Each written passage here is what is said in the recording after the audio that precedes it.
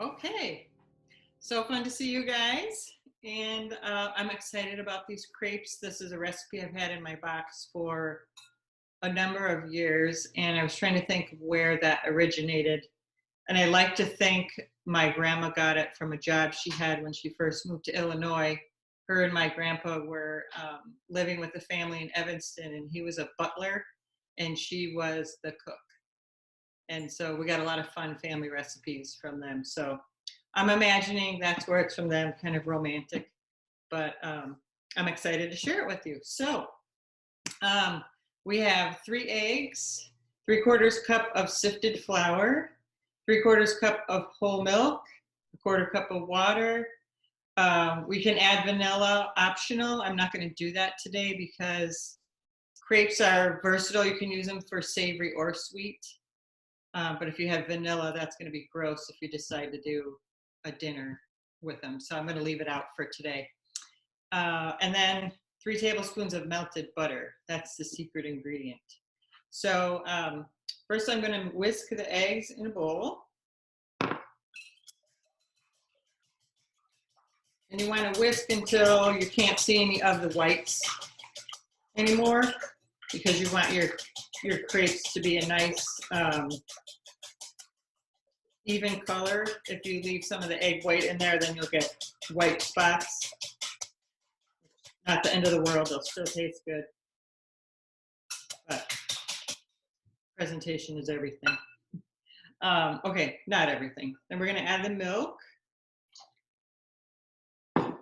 and the water.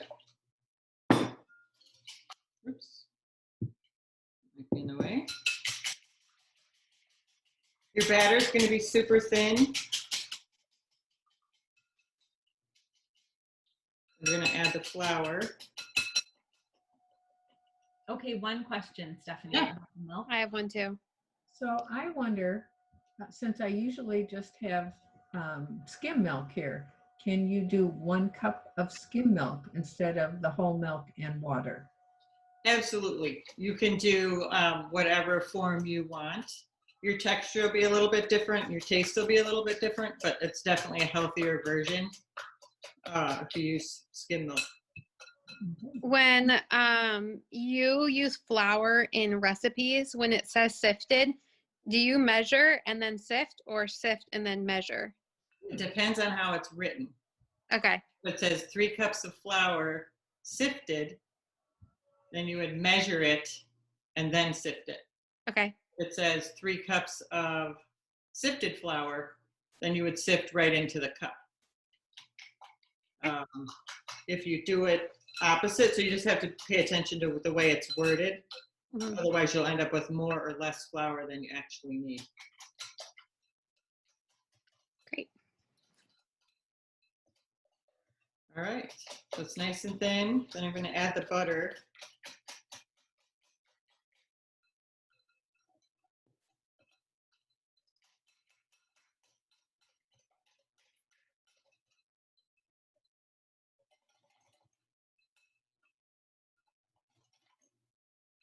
And then this needs to sit in the refrigerator for an hour to rest.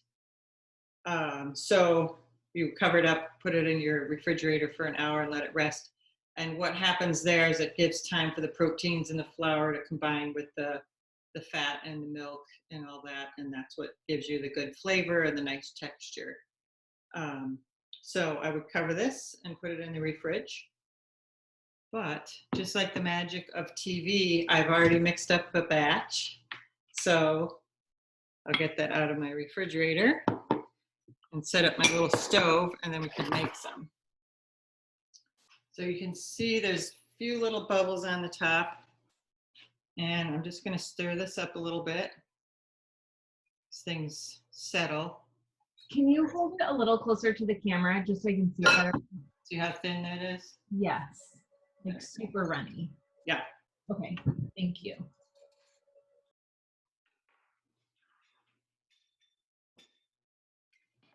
I'm going to put my flame like on medium and heat up the pan. This happens to be a crepe pan, but you don't have to have a crepe pan. You can use any skillet that you have. What's nice about this, it's non-stick. And so I made some earlier, and because of the butter in the mixture and the non-stick surface, I don't have to add any oil or butter to the pan to flip them.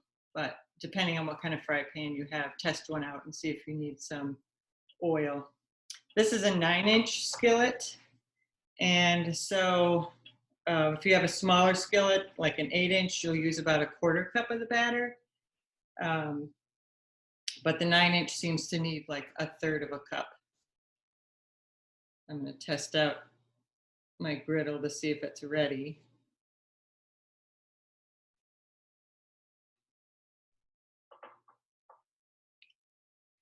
I don't know if you can see here, but there's little tiny bubbles.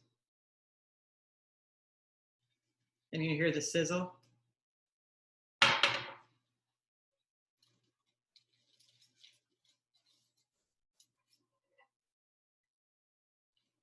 Oops. So you got a nice little brown color there. And you have a Barbie-sized crepe. Yep. All right, so we're ready. I'm gonna have a plate next to me to put the finished crepes on. You have to move kind of fast.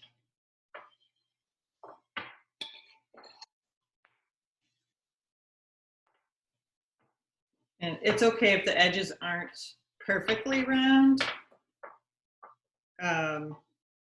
because you roll them or fold them anyway, and it just adds to the beauty of it. So I'm gonna keep it on there till it's not quite shiny anymore. Can you see that? And then I'm gonna stick my spatula. You got a beautiful color there. Once it's flipped, it doesn't take long to color. This is going to be my show side, the side that we're going to show when we make the presentation. So I'm going to flip that onto the plate. And they're pretty versatile. They're thin, but they're pretty, don't be afraid to handle them. So there's our first crepe.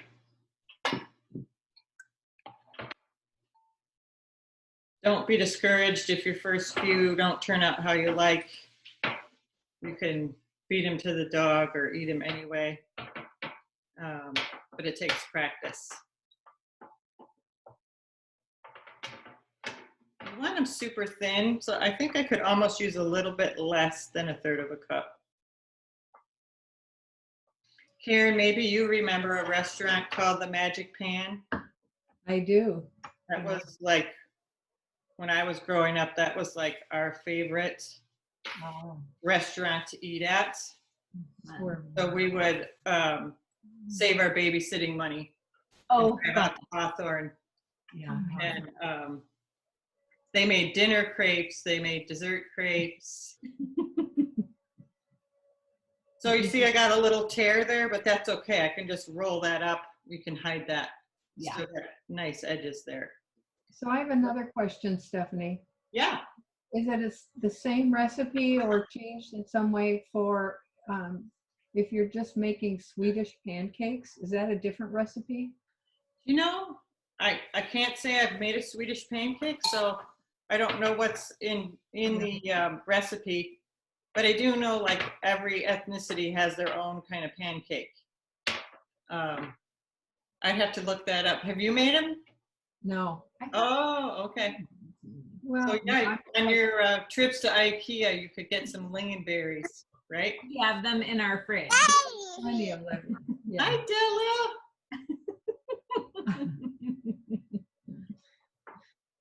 So this recipe makes about 8.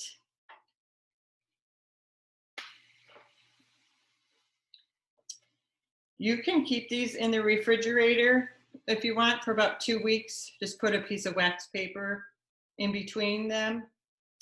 You can freeze them for a couple of months. Keep them in with the wax paper in between. And then it's easier to let them thaw. All right, think that's all I'm going to make for now, and I'll show you some different ways that you can plate them. So you can use any kind of plate you want. One of the traditional, you can see this, traditional ways to eat a crepe is folded in a triangle. You can put stuff in the center of it if you want. I made some chocolate sauce. You can just drizzle that across the top. And add a little whipped cream.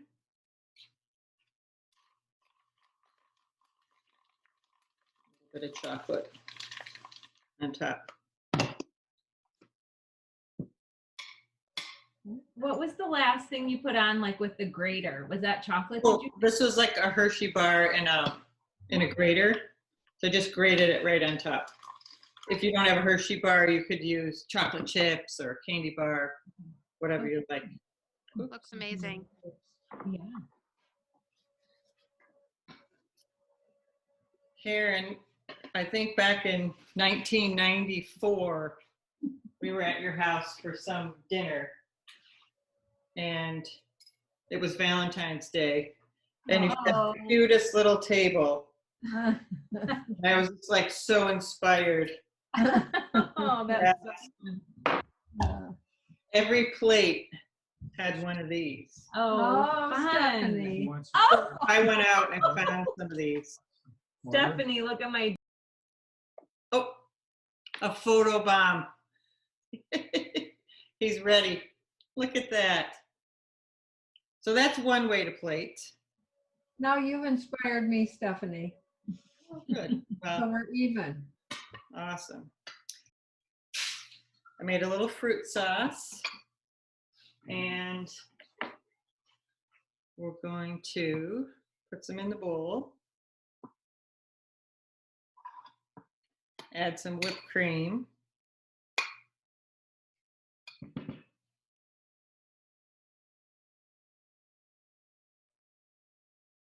The fruit sauce I made from frozen fruit, because any fruit you get right now doesn't necessarily taste good, and it's super expensive. So for $3.99 on sale, I got a 12-ounce bag of fruit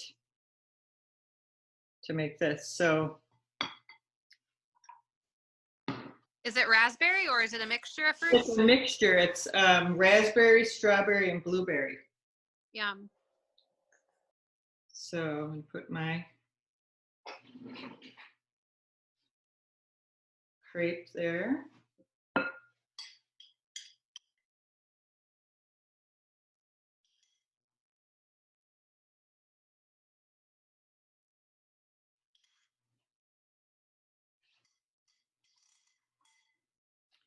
And inside, then I'm just gonna roll it. Oops. I'm gonna hide my edge. I did that wrong. To hide the edge. Got my filling going the wrong way. So you could just smear it around. But I want to hide that broken edge there. I'm just going to roll it.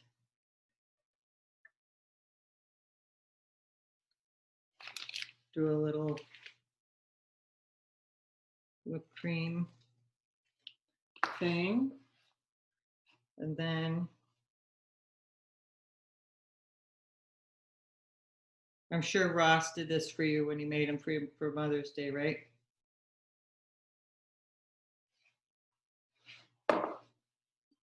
Something like that. And then inside the fruit filling, I added lemon and orange. So I'm just going to zest a little bit of orange to sprinkle on top. Okay, and will you remind us how to zest if we don't have one of those fun things? You did in your last video, but I don't remember what it was off the top of my head. If you don't have a zester, you can use a cheese grater. That's right. Okay. And,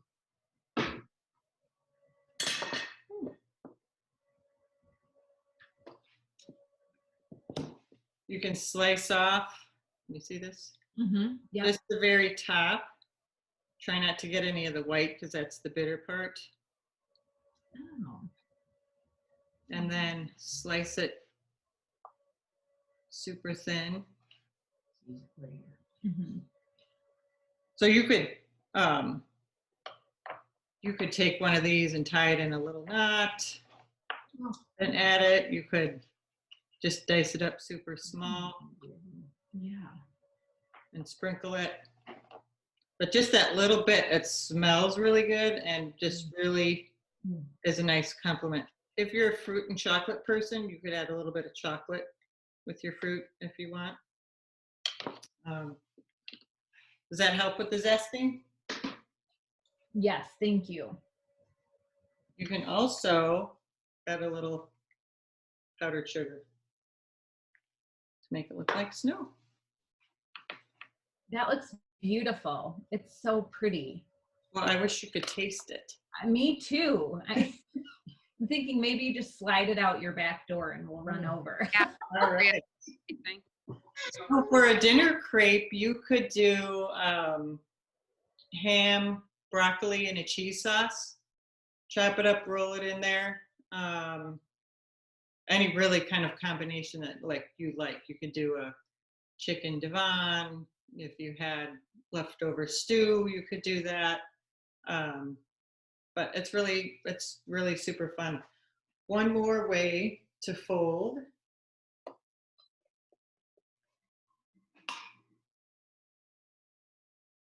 You can add some of the fruit in the middle.